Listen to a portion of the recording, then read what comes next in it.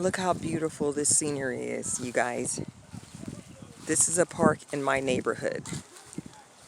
Absolutely serene, peaceful. Has benches out here that you can sit on, and they're all nicely located under a tree. Nice hot day. I know you guys in the US are pretty cold right now, but this is some of the perks of living in Ghana. Beautiful.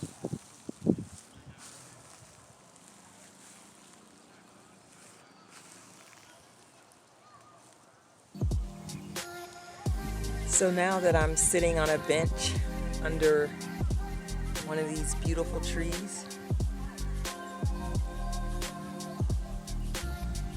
beautiful big shade trees. I don't know what kind of tree this is, but it's gorgeous and providing me so much well-needed shade. Anyway, today I really want to thank you guys for coming through for me. I asked to reach the goal of 300 subscribers, and I've exceeded that. Thanks to you guys, I have 328 subscribers today, and I know that's not a lot in comparison to many YouTubers, but hey, I have only been doing this for several months now, and I'm proud of the progress that I've made so far. But the next goal I'm aiming for is 400 subscribers. And I know that's not a lot. Hey, I believe in baby steps, right? Not giant steps, baby steps. A lot of baby steps. You take 100 baby steps, hey, you get to your end goal. So, I want us to try and get to 400 subscribers. It would be lovely if we could make it by next week, next video time.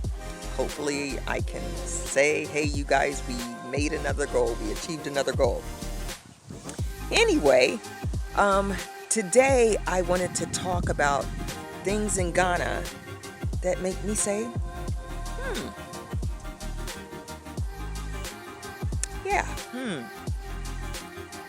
And some of the things that have made me do that is, number one, is when I first got here, I noticed that there appeared to be a whole lot more boys than little girls. When I would drive down the street, go by parks, just see kids out playing, I noticed that there were so many little boys. And I was like, where are the girls? Where are the girls at?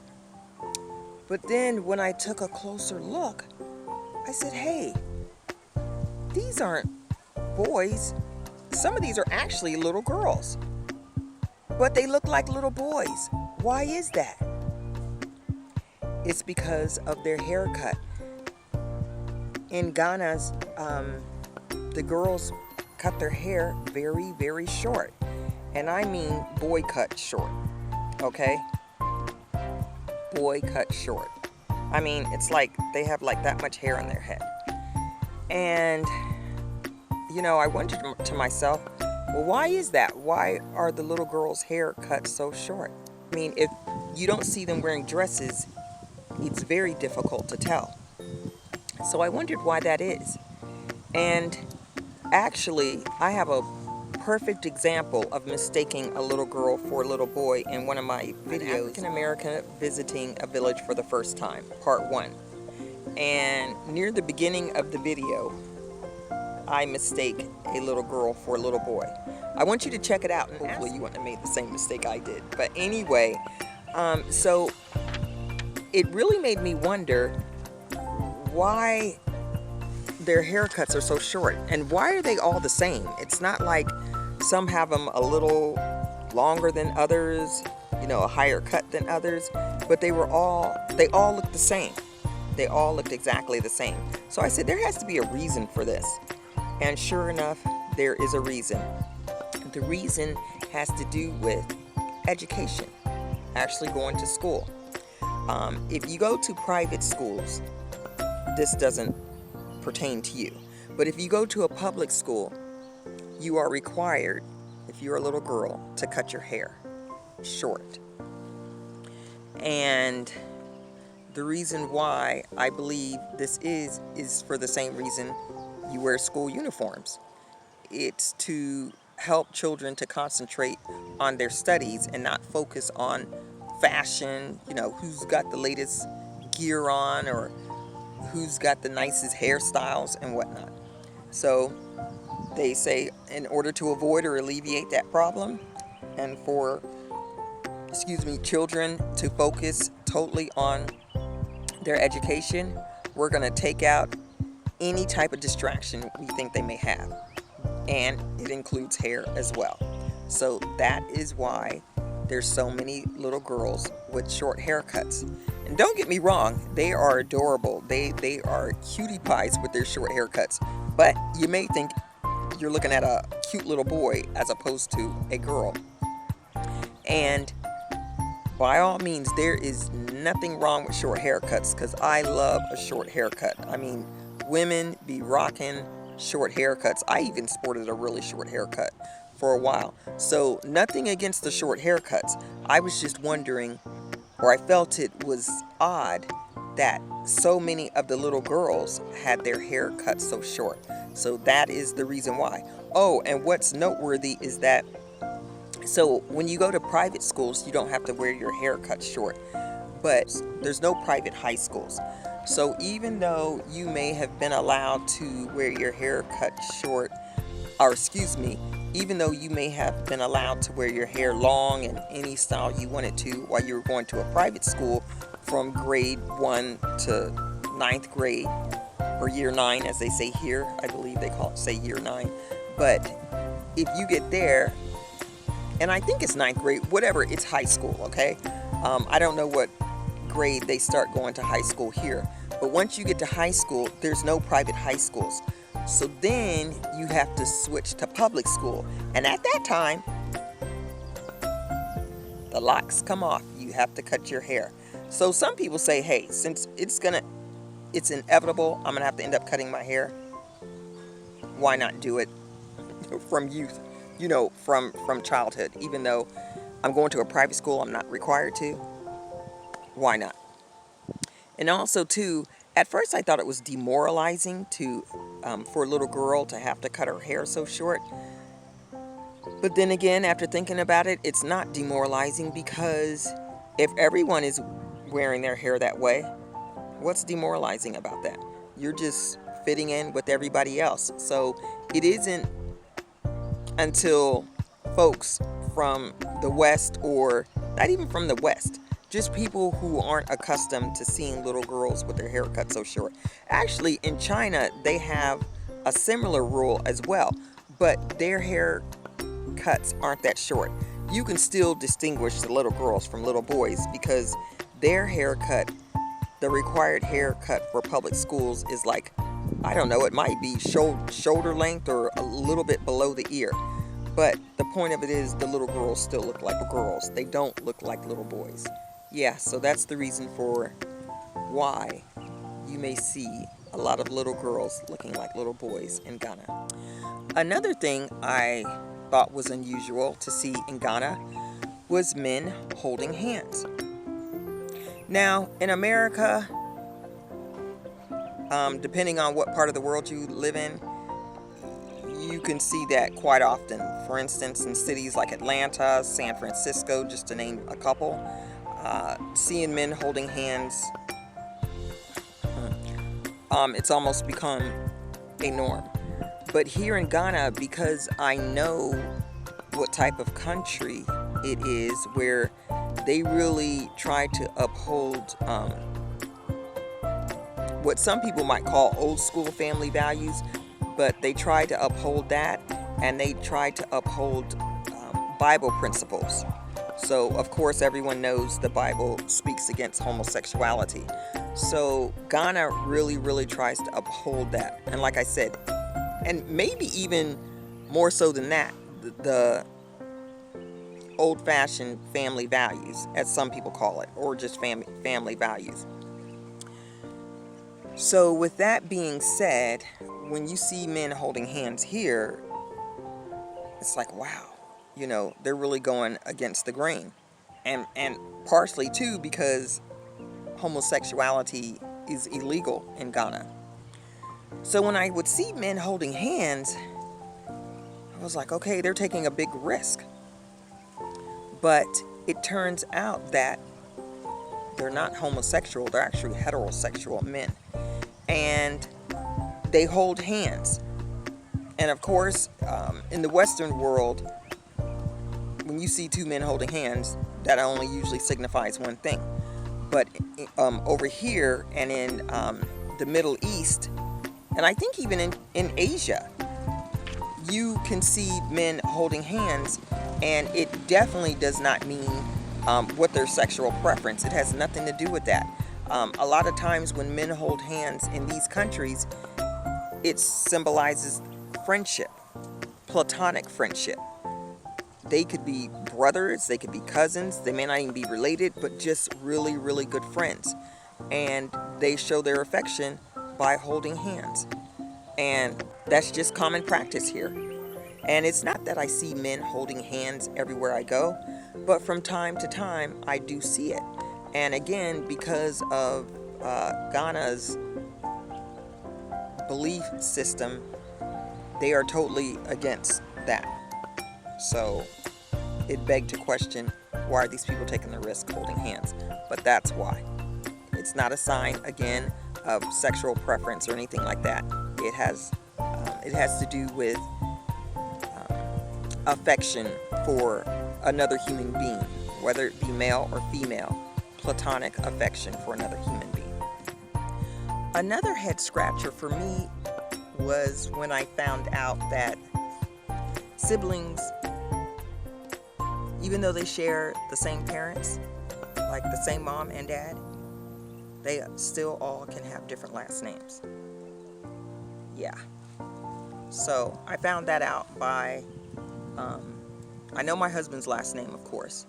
And then I was asking about his brother, and he told me his brother's last name was different from his. I was like, okay. Then his sister, like I said, all three of them share the same parents. His sister has yet a different last name. And I was like, how is that? How can that happen? You guys have the same parents. How can you all have different last names? He said it has nothing to do with the parents' last name at all. It has to do, actually, and their last name, I don't know if I said this already, but their last name was different from their parents. So not only were all the siblings' last name different, actually didn't even agree with the father's last name. So, again, my husband told me that it has nothing to do with the family last name. What it has to do with, if you like someone, you hold them in high esteem, like a relative of yours, or it could even be a celebrity. It could be an athlete. Anyone that you hold in high esteem, if you want to name your child after them, you can. The entire name, first, middle, last name, everything. Everyone has a different last name. Now, they've slowed the roll on doing that because they've started finding that problems were arising from having different last names. For instance, if you wanted to travel abroad and you needed to get passports, can you imagine submitting all these birth certificates and everybody in your family has different last names? Red flags are immediately going up, right? It's going to extremely delay the process for getting any type of official document that you need to travel abroad. And it may even go beyond that. But so since they have been experiencing problems or serious delays because of that, the generations now, and maybe probably one generation prior, I think they've really begun to try to have everyone have the same last name. So if you admire someone, hey, give them the first, even middle name, but please folks, stick with the same last name. It'll prevent you from having many problems in the future.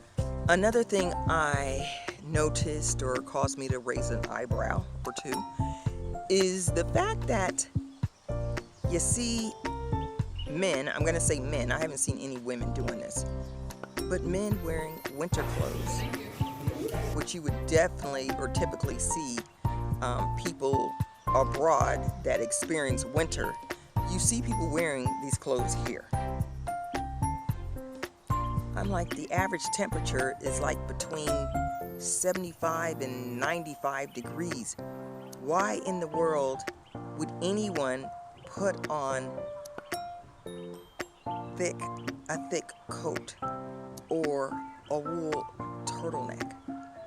And I've seen it, folks, several times. Why? I mean, people are sweating when they're wearing shorts and a tank top or a little dress. And you're gonna have on a coat, a winter coat. I mean, they even sell them. They sell winter coats here, folks. It's not like a relative brought it for them. They actually sell winter clothing here. So why do you do it? So I asked around, and they said it's because of fashion. People would prefer to be able to wear the clothing they see people wear in the West that look cool, no pun intended, but they would rather wear clothes that look fashionable, and it doesn't matter if it's hot or not. They want to wear it regardless. So that's why they do it.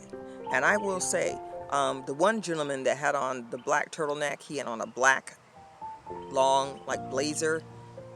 I think he had on all black, and he even had a black wool beanie on. He did look sharp. You know, he looked GQ. He looked fashionable. But he was sweating. He was sweating profusely, folks. Why? Why? All in the name of fashion. And like I said, I've only seen it in men. And sometimes men ask the question, why do women wear these heels like that? I mean, yes, it makes their legs look good, you know, and the stilettos and whatnot.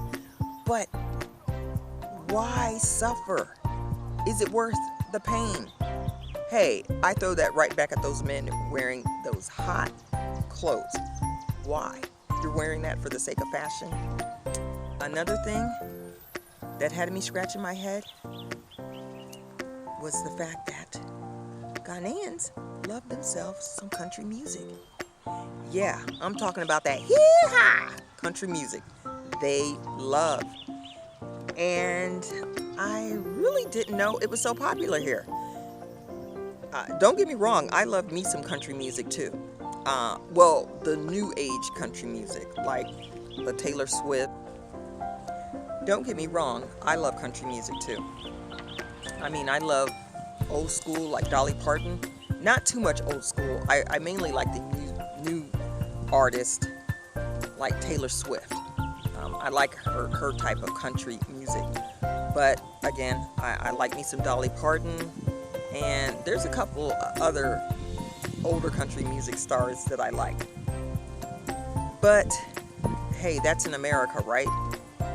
And even in America, if you're a person of color,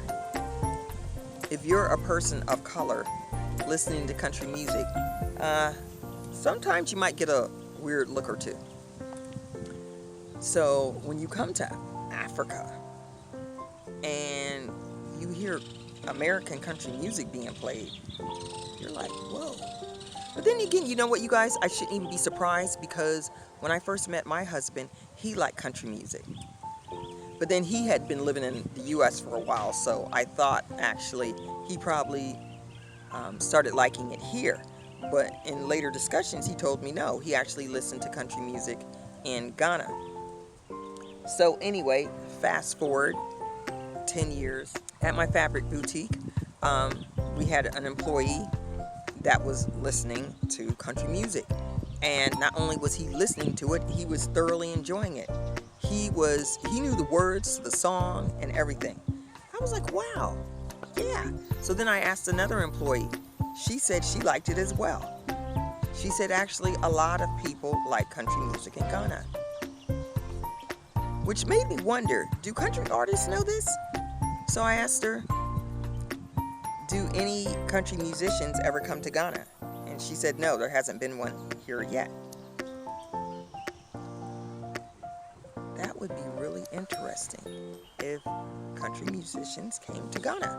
I mean, this is a whole another world. They even have radio stations that dedicate radio blocks for country music. So like a country music hour, just where they're playing strictly country music.